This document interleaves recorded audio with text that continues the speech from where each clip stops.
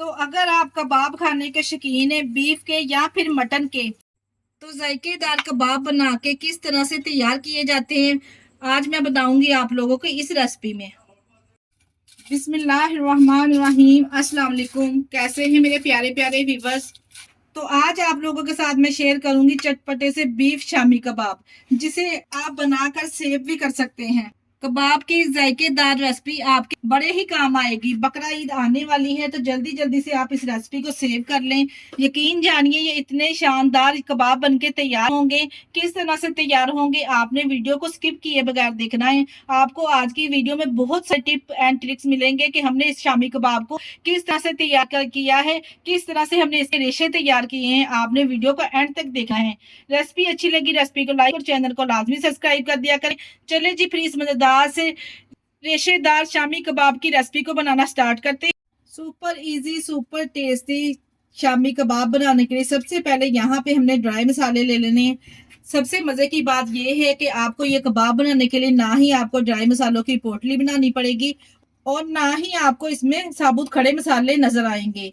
यहाँ पे हमने साबुत खड़े मसाले लिए। ये किस लिए लिए हैं आपने वीडियो को स्किप किए बगैर देखना है। आपको बहुत सारे टिप मिलेंगे इस शामी कबाब की रेसिपी में। यहाँ पे देखिए जी, मैंने हाफ टेबल स्पून ले ली है काली मिर्च और यहाँ पे मेरे पास 1 इंच का दालचीनी का टुकड़ा था जिसको मैंने इस तरह से छोटा छोटा सा तोड़ लिया है। 2 यहाँ पे हमने बादियान के फूल ले लिए, 1 बड़ी इलायची ले ली है हमने, 7 से 8 यहाँ पे मेरे पास लौंग है और इसके अलावा यहाँ पे मेरे पास है 2 कड़ी पत्ता, ये हम इसमें शामिल करेंगे। 1 टेबलस्पून मेरे पास साबुत सूखा धनिया है और 1 टेबलस्पून हमने साबुत सफेद जीरा ले लेना है। अब हमने यहाँ पे तमाम चीजों को करना है रोस्ट। रोस्ट करने के लिए यहाँ पे हमने एक फ्राई पैन ले लेना है। इसमें तमाम ड्राई मसाले इस तरह से ऐड करेंगे और यहाँ पे हमने ड्राई मसालों को रोस्ट करना है, यानी कि कड़कड़ाना है। जब हल्की हल्की सी इसमें ड्राई मसालों की खुशबू आना स्टार्ट हो जाएगी ना, तो हमने फिर फ्लेम को बंद कर देना है। ये लीजिए, यहाँ पे मैंने तमाम ड्राई मसालों को 2 से 3 मिनट के लिए रोस्ट कर लिया है। बहुत ही अच्छी खुशबू आना यहाँ पे इसमें स्टार्ट हो चुकी है। यहाँ पे हमने फ्लेम को कर देना है बंद और इसको ठंडा करने के बाद हमने इसका जबरदस्त सा मसाला तैयार कर लेना है, यानी कि हमने इसको किसी भी मिक्सर जार में डाल के इसका फाइनली पाउडर तैयार कर लेना है। तो शामी कबाब बनाने के लिए यहाँ पे मैं प्रेशर का इस्तेमाल कर रही हूँ। यहाँ पे मेरे पास आधा किलो दाल है, चने की दाल। हमने आधा किलो लेके इसको 1 घंटा पहले मैंने यहाँ पे भिगो के रख दिया था। दाल को आपको ज्यादा देर भिगोने की भी जरूरत नहीं है, सिर्फ मैंने यहाँ पे इसको 1 घंटे के लिए भिगो दिया था। जैसे दाल अच्छे से भीग जाएगी तो दाल को हमने 3 से 4 साफ पानी से धोने के बाद किसी स्ट्रेनर में निकाल लेना है। इसको मैंने प्रेशर में शामिल कर दिया है। यहाँ पे मेरे पास बीफ है, आधा किलो मैंने दाल ली है, आधा किलो मैंने यहाँ पे बोनलेस बीफ का इस्तेमाल कर रही हूँ। अच्छा, यहाँ पे अगर तो आप रेशेदार शामी कबाब खाना चाहते हैं ना, तो हमेशा आपने ये बात जहन में रखनी है कि अगर आपने शामी कबाब बनाने ना तो कीमे के साथ नहीं तैयार करने। आपने शामी कबाब बोनलेस बीफ के साथ या फिर मटन के साथ भी तैयार कर सकते हैं। इतने जबरदस्त ये जायकेदार बनके तैयार होंगे कि आप खाने से हाथों को रोक ही नहीं पाएंगे। इसके साथ ही मैं बीफ में शामिल करूंगी 1 टेबलस्पून भर के नमक का। बाद में आप नमक चेक करके भी शामिल कर सकते हैं। इसके अलावा इसमें शामिल करेंगे 1 टेबलस्पून यहाँ पे मेरे पास पिसा हुआ लहसुन अदरक का पेस्ट है, ये शामिल कर देंगे। यहाँ पे मैंने एक मीडियम साइज का प्याज लेकर इसको मैंने यहाँ पे रफली सा कटिंग कर लिया, ये शामिल कर देंगे। और ये लीजिए जी, यहाँ पे जो हमने इसका स्पेशल मसाला रोस्ट करके रखा था ना, इसको भी हमने यहाँ पे ठंडा करने के बाद यहाँ पे हमने इसको इस तरह से इसका पाउडर बना लिया है। ये इसमें सारा का सारा हम शामिल कर देंगे। तमाम चीजें शामिल करने के बाद यहाँ पे अब हम इसमें शामिल करेंगे पानी। बीफ गलाने के लिए पानी तो शामिल करना पड़ेगा। यहाँ पे हमने इसमें पानी इतना ही शामिल करना है कि बीफ और दाल दोनों अच्छे से यहाँ पे इसमें डूब जाए, यानी कि अच्छे से डिप हो जाए। ज्यादा पानी का इस्तेमाल यहाँ पे नहीं करेंगे, इसलिए यहाँ पे मैंने दाल को ज्यादा देर के लिए नहीं भिगोया था, क्योंकि बीफ को गलने में टाइम लगता है तो दाल भी इसके साथ ही अच्छे से यहाँ पे गल जाएगी। पानी शामिल करने के बाद यहाँ पे अच्छा सा हम इसको मिक्स देंगे और ऊपर से कवर लगा के विसर लगा देंगे।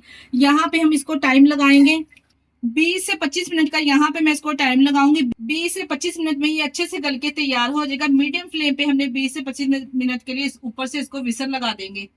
30 मिनट के बाद यहाँ पे मैंने प्रेशर का सारा प्रेशर निकाल दिया है और माशाल्लाह से आप चेक करें, बीफ भी यहाँ पे अच्छे से गल चुका है और दाल भी यहाँ पे मैं आपको चेक करवा देती हूँ कि कितनी हद तक यहाँ पे देखिए ये गल चुकी है।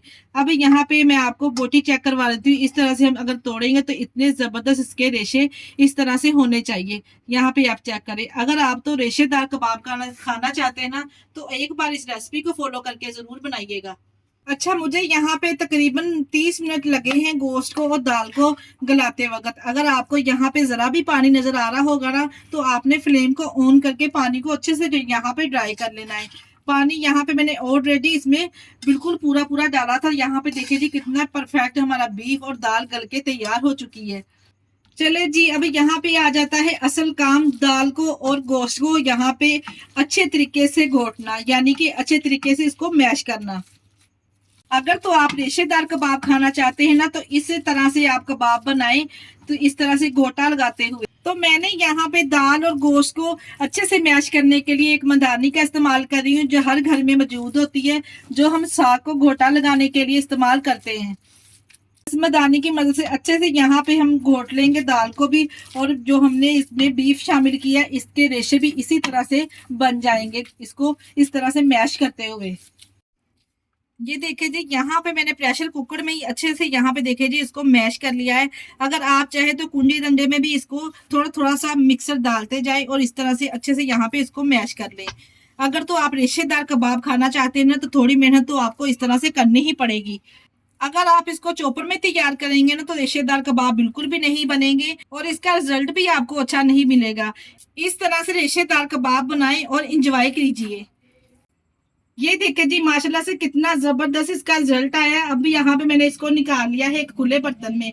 अभी यहाँ पे मजीद इसको जायकेदार और खुशबूदार बनाने के लिए मैं इसमें शामिल करूंगी सब्ज मिर्चें। यहाँ पे मेरे पास 7 से 8 सब्ज मिर्चें थे, जिसको मैंने यहाँ पे फाइनली चॉप कर लिया है। अगर आप चाहे तो काट कर भी शामिल कर सकते हैं। और इसके साथ इसमें डालेंगे ढेर सारा सब्ज, और इसके अलावा इसमें शामिल करेंगे 1 अदद अंडा। कबाब को यहाँ मजीद मजेदार और चटपटा बनाने के लिए मैं इसमें शामिल करूंगी 1 टीस्पून चाट मसाला।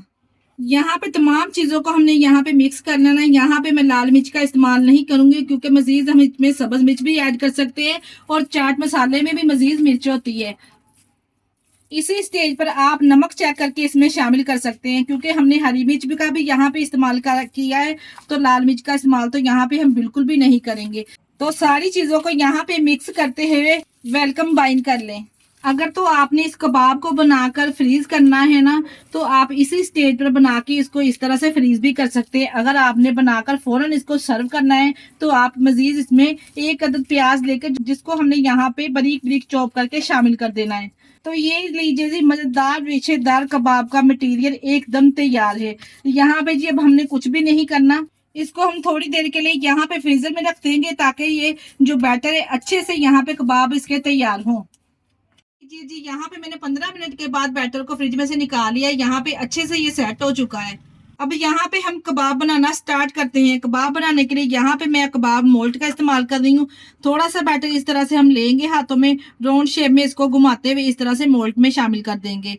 ये देखिए जी, अगर हम मोल्ड की मदद से इस तरह से कबाब बनाएंगे ना, बिल्कुल इक्वल सी शेप आएगी। देखिए जी माशाल्लाह से कितना जबरदस्त कबाब बनकर रेडी हुआ है, लग रहा है ना टेस्टी।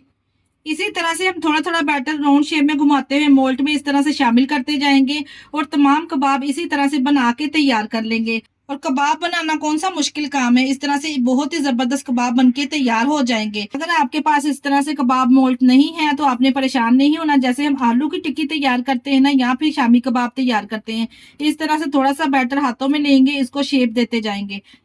ये लीजिए, यहाँ पे मैंने दोनों तरीके आपके साथ शेयर कर दिए। जो भी आपको बेटर लगे इस तरीके से आप कबाब रेडी कर लें।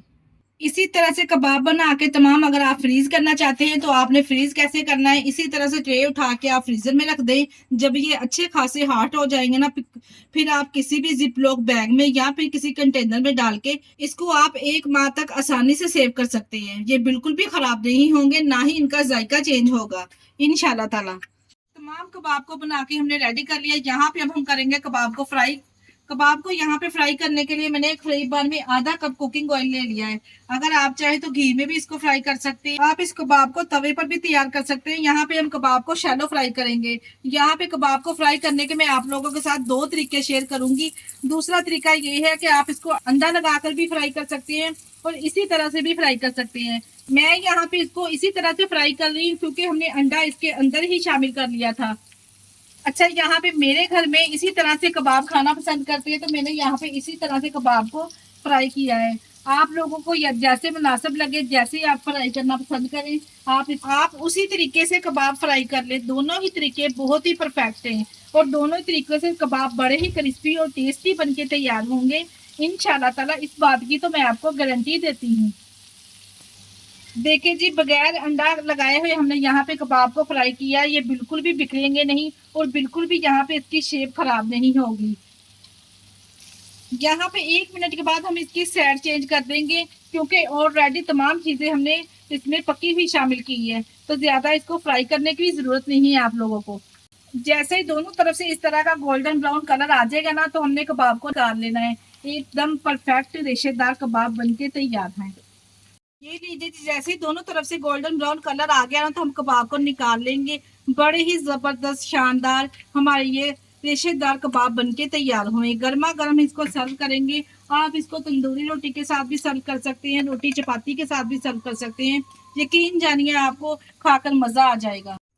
ये लीजिए, यहाँ पे एकदम रेशेदार कबाब बनके तैयार हुए हैं। मैं आपको यहाँ पे तोड़कर भी दिखाती हूँ कि ये कितने जबरदस्त और कितने रेशेदार बनके तैयार हुए हैं कबाब। माशाल्लाह से आप यहाँ पे चेक करें, इसका जायका आपके मुंह में रह जाएगा ये कि इतने टेस्टी बनके तैयार होंगे। और माशाल्लाह से आप चेक करें, देखिए जी, लग रहे हैं ना टेस्टी। ये मजेदार से कबाब की रेसिपी ट्राई करें तो अपना फीडबैक लाजमी दिया करें। मुझे आप लोगों के प्यारे से कमेंट का इंतजार रहेगा। इसी स्टेज पर अगर वीडियो को देखते देखते जनाब आप यहाँ तक पहुंच ही गए हैं तो हमारी वीडियो को लाइक और चैनल को लाजमी सब्सक्राइब कर दिया करें। अपने अजीजों में, रिश्तेदारों में भी शेयर कर दिया करें।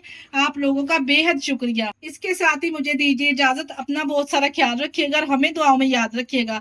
ओके, अल्लाह हाफिज।